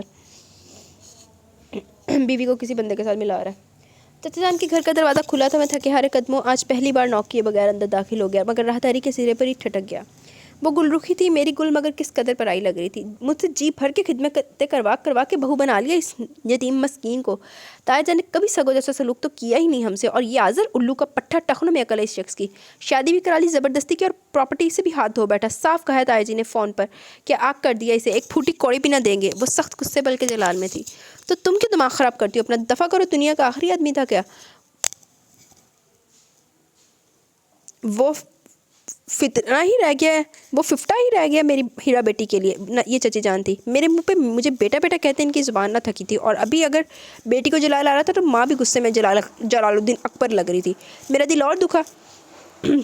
یقیناً یہ میرے اکلوتے ابا جی کے فونی کی کارستانی تھی، انہوں نے مجھ سے پہلے میرے افسانے یہاں پہنچا دیے تھے، یعنی میرے آنکھ شدہ ہونے کی تارہ ترین رپورٹ یوں پہنچائی تھی جیسے کسی لڑکی کے جیسے کسی لڑکی کے طلاق شدہ ہونے کی۔ کچھ بھی تھا، خدا نے ان لوگوں کو اصل و حقیقت میرے منہ پر جوتے کی صورت دے ماری تھی۔ اب بس بھی کرو تم دونوں، میں تو پہلے ہی کہا تھا ان تلوں میں تیل نہیں، پہلے حصے کی مد میں بھائی جان سے 5.5 لاکھ رسائد لے چکا تھا، اب وہ کہاں قابو آنے والے تھے۔ اب چچا جان کی ابھرنے والی آواز نے لمحہ بھر کو مجھے منجمد کر دیا، جی تو چاہا ان کے سامنے جاؤں لعنت ملامت کروں، حق ہا مگر جو خود لعنت ملامت کے قابل ہو رہا تھا وہ کسی اور کو کیا احتساب کے کٹہرے میں کھینچے گا۔ مردہ قدموں سے میں وہاں سے لوٹ آیا، کبھی وہاں نہ لوٹنے کے لیے۔ گھر میں ایسی خاموشی پھیلی تھی جیسے اماں کی موت کے وقت تھی۔ ابا جی تو یوں بھی مجھ سے خفا تھے، میں نے ان کی لاڈلی پر کیچڑ جو اچھالنے کی حماقت کی تھی، اور ان کی لاڈلی وہ تو جیسے بھول ہی گئی تھی کہ اس گھر میں کوئی آزر رحمان بھی رہتا ہے۔ سوری ابا جی، ہمت کر کے میں نے پہلا قدم اٹھایا تو معذرت کے در پر جا کھڑا ہوا۔ ہیں؟ انہوں نے کتاب پڑھتے ہوئے اینک کے اوپر سے مجھے گھورا۔ ابا جی سوری، میں واقعی غلطی پر تھا، خوشبخت ویسی ہے جیسی آپ سوچتے ہیں۔ میں پھر اس کی تعریف میں ڈنڈی مار گیا، مگر ابا جی چونکنے والے نہیں تھے۔ اوے الو دے پتر، سیدھی طرح کہنا کہ شرمندہ اپنے کہے پر اب معافی مانگنا چاہتا ہے خوشبخت سے۔ لو جی کر لو گل، اب میں نے یہ کب کہا، میں چکرا گیا۔ ایک تو یہ ابا جی بھی نا اپنی من مرضی کا مطلب نکالنے میں خوب آتے تھے، مجھے ششو پن میں مبتلا دیکھ کر جیسے مجھے بڑھاوا دینے لگے۔ ہاں ہاں کہو کہ تم بہت شرمندہ ہو، اس کا سامنا نہیں کر سکتے، مگر مجھے معلوم ہے وہ بہت اچھی لڑکی ہے، بہت نرم دل، ایک بار کہنے پر ہی تمہیں معاف کر دے گی۔ ابا جی میں آپ سے سوری کرنے آیا تھا، میں نے کھنکارتے ہوئے انہیں یاد دلایا تو انہوں نے مجھے گھورا۔ کیا مطلب کہ ابھی تو فی الحال آپ سے معذرت کرنا تھی۔ میں نے فوراً مسکین لہجہ اپنایا تو وہ بھی رخائی پر اترے۔ برخوردار، فی الحال میں معاف کرنے کے موڈ میں نہیں ہوں، ہاں اگر خوشی کہے گی تو ہو سکتا ہے۔ میں ابا جی کے پاس سے بھی بے نیل و مرام لوٹا۔ خوشبخت تو آج کل بلند بخت بنی ہوئی تھی، ہاتھ میں نہ آتی تھی، ناشتہ کھانا خاموشی سے میرے آگے رکھتی، مگر مجھ سے ایک لفظ بھی نہ بولنے کی روادار۔ میرے کمرے کو جب سے اس نے چھوڑا تھا تب سے دوبارہ وہاں نہیں آئی تھی، اس کی گواہی میرے بستر کی میلی چادر اور الماری سے ابلتے ہوئے کپڑے دے رہے تھے۔ اب مجھے احساس ہو رہا تھا کہ اس کا وجود اس گھر کے لیے کیا تھا، ایک سکون، ایک پاکیزگی اور شاید پیار بھی، وہ پیار جو مجھ سے اور ابا سے کرتی تھی۔ اب دیکھیں نا، وہ اس گھر کی نوکرانی تو نہیں تھی نا کہ تنخواہ لی اور بدلے میں کام کر دیا، وہ تو بڑے مان اور استحقاق کے ساتھ یہاں رہتی اور ہم سب کو سمیٹے رکھتی تھی۔ اور وہ گل رخ، میرا منہ کڑوا ہونے لگا۔ پیسے کے پجاری لوگ، رشتوں کو روپے میں تولنے والے، مجھے خوشبخت کے متعلق سوچتے یک گنا سکون اور واقعی خوشی کا احساس ہو رہا تھا کہ وہ میری بیوی اور میری زندگی میں شامل ہے۔ اس خدا کا شکر ہے جس نے مجھ بیوقوف کو گل رخ کی چال کا شکار بننے سے بچا لیا، مگر اب مسئلہ تھا اس گھر کی خوشیاں واپس لانے کا، اور وہ صرف خوشبختی کے دم سے تھی۔ ابا جی بھی الٹیمیٹم دے چکے تھے کہ خوشبخت کا راضی ہونا ان کی رضامندی ہے، کوئی حل، کوئی راستہ۔ میں سوچ کے تھک گیا کس طرح خوشبخت کے سامنے سرنگو بھی نہ ہونا پڑے اور وہ راضی بھی ہو جائے۔ مجھے ڈر لگ رہا تھا کہ اگر اسے گل رخ کی اصلیت پتہ چل گئی تو وہ شاید ساری عمر یہی بات میرے منہ پر مارتی رہے گی۔ نئی آنے والی ساری فلمیں کیبل پر دیکھ کر ہیرو سے بیوی کو منانے کے طریقے سیکھتا رہا، مگر کام کچھ بنتا نظر نہیں آ رہا تھا۔ وہ تو جب میں نے آفس جانے کے لیے الماری کا پٹ کھولا تو جلدی میں تھا، مگر اندر موجود الٹے سیدھے ٹھونسے کے کپڑوں کو شاید مجھ پر زیادہ جلدی تھی، وہ سب ابل کر مجھ پر آ رہے تھے۔ اوفو! میں نے ان سب کپڑوں کو گود میں اٹھا کر بستر پر پھینکا تو ہاتھ میں پکڑی جرابیں بھی ساتھ ہی اس ڈھیر میں کھو گئی۔ رومال کیا خاک تراشتا میں، میرا پارا ہائی ہونے لگا۔ یعنی کہ حد ہو گئی، شادی شدہ ہو کر بھی میں کیسی مسکینوں والی زندگی گزارا تھا۔ پتر تیری کرتوت ہی دانا کہ تم مسکینہ والی زندگی گزار۔ خوشبخت! دروازے پہ کھڑے ہو کر میں نے بلند آواز میں سے پکارا، مجھے کون سا کسی کا ڈر پڑا تھا، ابا جی کو میں فیکٹری جاتے دیکھ چکا تھا۔ کیا ہے؟ سیڑھیوں کے کونے پر اس کی خفا سی شکل نظر آئی۔ اوپر آؤ ذرا، میں کچن دیکھ رہی ہوں، اس نے رکھائی سے کہا۔ اوپر آؤ، یہاں بھی تمہارے دیکھنے کو بہت کچھ پڑا ہے۔ میں نے غصے کو تھپکتے ہوئے تنزن کہا تو وہ لہجہ بھر کچھ سوچنے کے بعد سیڑھیاں چڑھ آئی۔ اندر آؤ۔ میں کمرے میں گھسا، وہ دہلیز پر رکی۔ یہی بتا دے جو بتانا ہے۔ ایک تو آفس سے دیر ہو رہی تھی، اوپر سے اس کے نخرے. میں پلٹا اور اسے کلائی سے تھام کر تقریباً کھینچتا ہوا اندر لیا. آذر، وہ خفا ہوئی. اتنے نخرے کیوں دکھا رہی ہے؟ رومانس کرنے نہیں لایا تمہیں. کمرے کا حال دیکھو ذرا. اب چاہے ناراض ہو مگر ہو تو میری بیوی نا. ٹھیک کرو اس کی حالت. اس سے بڑھ کر میں نے روب جمایا تو وہ پوری آنکھیں کھول کر مجھے شاید میری ڈھٹائی کو دیکھ کے رہ گئی. کیا بات ہے، سمجھ میں نہیں آیا؟ فرینچ میں بات کر رہا ہوں میں. اس کی خاموشی نے مجھے شخرانہ روب جمانے کا حوصلہ بخشا تھا. تب اس نے تقریباً ایک جھٹکے سے اپنی کلائی چھڑائی، دانت پیستے ہوئے بولی، بیوی ہوں نوکرانی جو ہر بری بھلی کے بعد بھی منہ اٹھا کے کام پر چلی آؤں گی. او ہو واہ، مجھے اسے کے تیکھے انداز نے مزہ دیا. میرے یوں چٹکارا بھرنے پر وہ اور غصے میں آئی. میرا اس نوکری کا کوئی موڈ نہیں، سمجھے؟ غصے کے عالم میں وہ تو تڑاک پر اتر آئی. یعنی اب مجھے محتاط ہو جانا چاہیے تھا. مجھے چٹکیوں میں اڑانے والی پہلے والی خوش بخت لوٹ رہی تھی. یہ تمہارا فرض بنتا ہے، میں نے مزے سے کہا. میرے ساتھ حقوق و فرائض کی بات مت کرنا. وہ پھنکاری. اب جیسی فضول باتیں میں اس سے کر چکا تھا، ایک وہ میرا شوہر فرض کرے ہوتی تو اس رات ایک تھپڑ تو مجھے ضروری مار چکی ہوتی. یہ سب یعنی دانت پیسنا، تل ملانا اور پھنکارنا وغیرہ تو اس کا اب شرعی حق ہو گیا تھا. دیکھو، میں نے مثالیانہ انداز اپنانے کی کوشش کی مگر اس نے میری مثالت پر رولا پھیرتے ہوئے میری بات کاٹی. دیکھ ہی رہی ہوں اتنے ماہ سے پتہ نہیں کیا سوچ کے شادی کر لی تم سے. اس کی بات میں فطری طور پر دل ملایا. کیوں، تمہارے نزدیک میری اندر کوئی خوبی نہیں؟ اس نے اپنی فارم میں آتے ہوئے تنزن مجھے سر سے پاؤں تک دیکھا اور اسی انداز میں بولی، جواب محفوظ ہے. اف، میرا حوصلہ تو یوں بھی کمال کا نہ تھا. فوراً مٹھیاں بھیج لی. اور تم کیا سمجھتی ہو؟ تم میں بڑی اعلیٰ وارفہ خوبیاں پائی جاتی ہیں اور میں نے سر کے بل کھڑے ہو کے ہاں کی تھی. اگر تم ایسے سمجھتی ہو تو سراسر ٹھیک سمجھتی ہو. آخر میں بے بسی سے کہتا ڈھیلا پڑ گیا تو وہ پھر سے متحیر سی پوری آنکھیں کھولے وہی شور کو قابو کرنے کی خوبصورت ادائیں مجھے دیکھنے لگی. جی تو نہ جانے کیا کیا چاہا مگر فی الحال مجھے پتہ تھا کہ اس جی کی کوئی بات نہیں ماننا جب تک ہیڈ کوارٹر سے معافی کے آرڈرز نہیں مل جاتے. جھوٹ مت بولو آذر. وہ مدھم پڑی تھی. میرے افیئر سے کون سی ناواقف تھی وہ؟ بے وقوف ہوں، جھوٹ بولوں گا. میں نے اس کا ہاتھ احتیاطاً تھام کر اپنی طرف کھینچا مگر وہ ٹس سے مس نہ ہوئی. اس سے مجھے اندازہ ہوا کہ وہ بھی کافی عقل مند تھی. اور وہ جو تم دناتے ہوئے آئے تھے شادی سے انکار کرنے میرے پاس، وہ شاید ہمارے خوشی کے حواس کام نہیں کر رہے تھے تمہارے. وہ اشتزاز سے کہتی مجھے یاد دلا رہی تھی. اب مجھے اللہ پاک کی مصلحت سمجھ نہیں آتی کہ بعض معاملات میں اس نے عورتوں، خاص طور پر بیوی کی یادداشت اتنی اچھی کیوں بنائی ہے، خصوصاً شوہر کی کئی غلط باتیں یاد رکھنے کے لیے تاکہ تاڑے وغیرہ مرد سیٹل ہیں. وہ تو اس لیے کہ شاید تم اپنے دل کی بات بتا دو. مگر نہ جی، تم نے تو ساری کتابیں پڑھ رکھی ہیں. میں نے ایک کہی تو تم نے دو. جس طرح تختہ دار پر چڑھنے والے انداز میں تم نے شادی کی تھی، میری مردانہ انا گوارا نہیں کر سکی تھی. میں نے سارا ملبہ اسی پر ڈال دی. بے وقوف نہیں ہوں، میں جانتی ہوں آج کل تمہیں ایک غلط کام والی کی سخت ضرورت ہے. اس نے میرے اوندھے سیدھے ہوتے کمرے کی طرف اشارہ کیا تو میں نے اس کا دوسرا ہاتھ بھی اپنے ہاتھ میں جکڑ لیا. جس طرح کی فضول باتیں تم نے کہی تھی وہ میری زنانہ انا کو بھی گوارا نہیں. آذر رحمان. اس کی پلکیں بھیگنے لگی اور آنسو تو بے بسی کی علامت ہوا کرتے ہیں نہ ہار کی. ہے تو بڑی کمینی سی بات مگر مجھے بڑی خوشی ہوئی. دور بیٹھے منہ تیرے تھے. وہی تو، میں نے اپنی بات پر زور دیتے ہوئے اسے خود سے تھوڑا قریب کیا اور معصومیت سے بولا، اب اگر میں یہ سب تم سے کہہ رہا ہوں تو اس لیے نہیں کہ میں کام والی افورڈ نہیں کر سکتا، مگر اتنے کام کی کام والی مجھے کہاں سے ملے گی؟ کیوں؟ وہ کالی فلاور گوبھی کا پھول کہاں گیا؟ اس نے سیدھے سے پاؤں میری طرف زندگی کے سب سے ویک پوائنٹ یعنی گل رخ کی طرف اشارہ کیا. مجھے لگا جیسے میری رنگت بدلی ہو، مگر وہ مرد خصوصاً شوہر ہی کیا جو اپنی غلطی مان لے.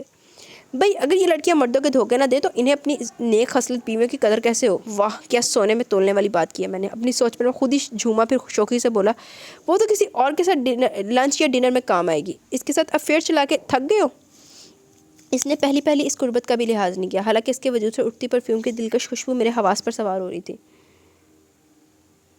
میں نے اسے دھکیل کر الماری سے لگایا تو اس نے فی الفور اپنے شانوں پر دھرے میرے ہاتھوں کو جھٹک دیا. اصول کی بات ہے، میری شادی سے پہلی والی زندگی پر تمہارا کوئی حق نہیں اور نہ میری ان باتوں پر تم گرفت کر سکتی ہو. میں نے اطمینان سے اپنا اصولی موقف بیان کیا تو وہ چٹکی. اندھی بہری نہیں ہوں میں، شادی کی پہلی رات سے لے کر اب تک دیکھتی اور سنتی رہی ہوں سب کچھ. تو کہ اب ہاتھ جوڑ کے معافی مانگوں تم سے؟ اب کی بار واقعی مجھے بھی غصہ آ گیا. بھائی کیا تھی آخر وہ؟ بس اللہ نے تھوڑی سی شکل ہی اچھی دے دی، اس پر بھی اتراتی نہیں تھکتی. حد ہو گئی یعنی کہ مانگو گے بھی تو نہیں دوں گی. وہ بھی میرے ہی انداز میں بولی تو میں نے دروازے کی طرف انگلی کا اشارہ کرتے ہوئے دوسرے لفظوں میں سے گیٹ آؤٹ ہو جانے کو کہا. اور وہ کہاں شرمندہ ہونے والا میں سے تھی. بڑے فاتحانہ انداز میں کمرے سے گئی اور میں الماری پر مکہ مار کے رہ گیا. یہ الگ بات کہ پھر رات تک ہاتھ سے ٹیسیں اڑتی رہی. ذہن کا ابال کم ہونے میں نہیں آ رہا تھا. تو بن جا ہیرو. حد ہو گئی. شوہر حضرات بیویوں کی نظر بچا کے تو کیا کھلے عام بھی 3-4 چکر چلائے رکھتے، اور بیویوں کی کیا مجال تھی جو ذرا ٹیڑھی نظر سے دیکھ بھی لیتی. اور ایک یہ ٹیڑھی کھیر اور ٹیڑھی پسلی جو میرے نصیب میں لکھتی گئی تھی. ساری رات میں سرداہیں بھر کے سردی کی شدت میں اضافہ کرتا رہا تھا. میں اپنے ہی گھر میں خود کو اجنبی سا محسوس کرنے لگا. گو اس روز کے بعد میرے آفس سے آنے پہلے پہلے وہ نہ صرف کمرے کی صفائی کر دیتی بلکہ میرے کپڑے طے کر کے الماری میں ترتیب سے رکھتی اور جن کی ضرورت ہوتی وہ پریس کر کے لٹکا دیتی. نہ ابا مجھ سے بات کرتے تھے اور نہ وہ. ہاں ایک دوسرے کے ساتھ وہ خوب جملے بازی کرتے, قصے سناتے اور میں سر جھکائے کھانا کھاتے کرتا رہتا. ابا جی بھی اللہ معاف کرے بڑے غدار نکلے تھے. اماں کے مرنے کے بعد اکلوتے بیٹے کا دکھ نہ بٹایا, بہو کی ناز برداریاں خوب کی. اماں میری پیاری اماں ابا کو ضرور ہی چھوڑتی مگر مجھے چھوڑ جانے کی کیا ضرورت تھی. مانا کہ میں نے گل رخ سے فیر چلا کے غلطی کی مگر وہی توجہ جو اس نے مجھے دی مجھے گھر سے ملی ہوتی تو پھر میرا پہلا افیئر خوش بختی کے ساتھ ہوتا نا. اب تو یہ تو کوئی عقل مند ہو تو سمجھے. دور فٹے منہ تیرے تھے. دن گزرتے جا رہے تھے مگر سردیوں کی طویل اکیلی راتیں, لیکن اب اس میں مزید جھکنے کو تیار نہیں تھا. جو ہوگا دیکھا جائے گا. کب تک ایسی زندگی گزارے گی؟ میرے پاس تو ابھی 3 چانس اور دیکھنا تڑپتی رہے گی. دور فٹے منہ. میری سوچ بہت منتقمانہ ہو رہی تھی مگر چین کہیں نہیں تھا. چلو کہ جشن بہارا دیکھیں, چلو کہ پھولوں کے ساتھ کھیلیں, چلو کہ خیام کی ربائی کا کوئی مصرع ہی گنگنائے کہ اس زمین پہ بدزز محبت کوئی بھی جذبہ امر نہیں ہے مگر کسی کو خبر نہیں ہے. حیران ہو گئے نا آپ بھی کہ میرا ذوق اتنا اعلیٰ کب سے ہو گیا؟ جی جناب, میں تو پہلے کہتا تھا. گنی میسنی اندر ہی اندر مجھ پر مرنے والی اور اوپر سے نخرے دکھانے والی. ویلنٹائن ڈے پر خوبصورت گلابوں کے گلدستے کے ساتھ میرے تکیے کے بالکل پاس رکھے خوبصورت کارڈ پر سجے گئے الفاظ اس کی ہار کا واضح ثبوت ہے. اور سب سے خوبصورت الفاظ تو بالکل آخر میں لکھے گئے ہیں جو میں نے ابھی آپ سے شیئر نہیں کیے. جی ہاں, آپ کی فرما بردار اور محبت کرنے والی بیوی خوش بخت. میرے دل میں تو محبت کا ایک دریا بلکہ سمندر ٹھاٹھے مارنے لگا. میں جمپ لگا کے بستر سے اترا اور فریش ہونے واش روم کی طرف بھاگا. یہ موقع میں کسی صورت کھونا نہیں چاہتا تھا. اچھا جی عاذر الرحمن, تم نے میرے دل کو جس طرح آزار پہنچایا میں کبھی تمہیں معاف نہیں کروں گی. تم گل رخ میں انٹرسٹڈ تھے, اس کے باوجود میرے دل کے مکین بنے رہے کہ دل پہ تو کسی کا زور نہیں چلتا نہ. تو پھر جو الفاظ تم نے مجھے کہے وہ میں کبھی نہیں بھول سکتی. میں نے خود کو باہر سمجھایا, دل کو بہلایا. ذرا پہچانے تو صاحب کو اچھی طرح. اگر کسی طرح پلٹے ہی ہیں میری طرف تو کوئی آفر تو دیں. یہ کہ کلائی پکڑی اور گھسیٹ کے لے گئے. یہ سچ ہے کہ ہم سے خستہ تن دکھوں کی دھوپ میں سایہ نہیں بنتے. ہماری مسکراہٹ میں ہمیشہ زہر ہوتا ہے, ہمارے لب ہمیشہ طنز کے تیر چلاتے ہیں, مگر ہم اپنے پیاروں کو کبھی جب بے خودی میں کوئی ایسی بات کہتے ہیں کہ وہ افسردہ ہو کر رو پڑیں تو سن لو ہم بھی چین سے سویا نہیں کرتے. اور تمہارا اور صرف تمہارا پشیمان شوہر. ڈائننگ ٹیبل پر ناشتہ لگاتے وہاں رکھے سرخ گلابوں کا گلدستہ اور دلکش تحریر سے سجا کارڈ اٹھاتے مجھے پل بھر کو بھی دھیان نہ آیا کہ یہ آذر کی طرف سے بھی ہو سکتا ہے. بھاڑ میں جائے سارا غصہ اور سارے بدلے, ساری عمر پڑی ہے یہ لڑائیاں لڑنے کو, بعد میں فرصت سے پوچھوں گی سب. میرا دل جھوم اٹھا. آج ویلنٹائن ڈے. ابا جی کے کمرے سے نکلنے سے پہلے ہی میں اوپر اپنے کمرے کی طرف دوڑی. پھر بھائی آج اگر ملنا ہی تو ذرا حلیہ تو ڈھنگ کا ہونا چاہیے تھا نا, کیا سمجھے؟ اچھا جی, دونوں عقلتے آگے. خدا کسی کو اکلوتی اولاد نہ دے بھائی, بڑا ذلیل و خوار کرتی ہے بندے کو. 4 بچے ہوں بندہ کسی کو کہنے جو تو ہوگا کہ 2 اگر برے تو 2 اچھے بھی ہیں, مگر میرے پاس تو بس ایک ہی بے وقوف سی اولاد ہے, عاذر الرحمن. اپنی طرف سے تو وہ بہت ہوشیار اور ذہین بننے کی کوشش کرتا ہے, مگر اسے یہ نہیں معلوم کہ جتنی بھی کوشش کر لے ابا جی تو میں ہی رہوں گا. اتنی نیک خصلت لڑکی سے بیاہ مگر اسے بھی ہاتھوں سے گوارا تھا. گدھا, مگر وہ باپ ہی کیا جو اپنے بچے کی زندگی کے سکھ اور آرام کا خیال نہ کرے. دنوں میں پٹری پر لے آؤں صاحبزادے کو. اب پتہ چلا اسے اچھی بیوی صرف خوش بختی ہو سکتی ہے, گل رخ نہیں. مگر پھر خوش بخت بھی اینٹ گئی. بھائی انا تو سبھی میں ہوتی ہے تھوڑی بہت. گھر کا ماحول دیکھ رہے تھے نا آپ بھی, کس قدر ویران اور کبھی مصنوعی کہکوں سے گونجتا. پھر کیا ہوا بھائی؟ پھر یہ ہوا کہ ایک ویلنٹائن کارڈ بیوی کو ملا, ابا جی نے لکھیا, اور ایک شوہر کو, ساتھ میں سرخ پھولوں کے گلدستے. چلو جی, ابا جی نے گیم چلائی ہے. ہاں ہاں. اور ابھی باہر گاڑی سٹارٹ ہونے کی آواز آ رہی ہے. وہ دونوں آج لنچ ہوٹل میں کریں گے جہاں میں نے تحفتاً ان کے لیے 2 سیٹیں ریزرو کروا رکھی تھی. آج ان دونوں کے چہروں پر حقیقی زندگی اور اصل خوشی دیکھ کر میں بے حد خوش اور مطمئن ہوں. اوہ ہو, آپ لوگ ابھی تک وہیں اٹکے ہوئے, یعنی مجھے ان کارڈز اور پھولوں کے متعلق کس نے بتایا؟ بھائی کبھی کبھی بچوں کے درمیان بڑوں کو پل بن جانا چاہیے, ایسی چھوٹی موٹی بیماریوں کا بڑا ثواب ملتا ہے. بس اب ایک ہی فکر ہے کہ وہ دونوں بیوقوف ایک دوسرے سے پھول اور کارڈ کا ذکر نہ کرے. بھائی لکھائی سے تو میں ہی پکڑا جاؤں گا نا, کیا سمجھے؟ ان ننے چوزوں کو سمجھانا تو میرے بائیں ہاتھ کا کھیل تھا, اس لیے تو میں کہتا تھا جناب کہ یہ شادی ہو کر رہے گی. جی تو اسی چھوٹا سا ناول اپنے اختتام کو پہنچا. کیسا لگا آپ کو یہ ناول؟ مجھے تو یہ اچھا لگا. بس یہ تھوڑا سا اگر میں کی بجائے تم کے سیکھے میں ہوتا تو مجھے زیادہ پسند آتا. لیکن ابھی عاذر الرحمن کی زبانی اس کے دکھ آپ لوگوں نے سنے, پھر گلرخ کو بھی وہ مل گیا تو اس نے بھی اپنے سنا دیے, اس نے معاف کر دیا. تو وچوں ساری گیم چلائی ابا جی نے جڑا عاذر کھینچ کے رکھا نا, وہ بڑا مزے کا تھا. تو آپ کو کیسا لگا؟ آپ بھی اپنی رائے کا ضرور اظہار کیجیے گا. مجھے بھی اجازت ہے, انشاءاللہ کل ملیں گے نئے ناول کے ساتھ. تو تب تک کے لیے اپنا بہت سارا خیال رکھیں, دعاؤں میں یاد رکھیں. اللہ حافظ.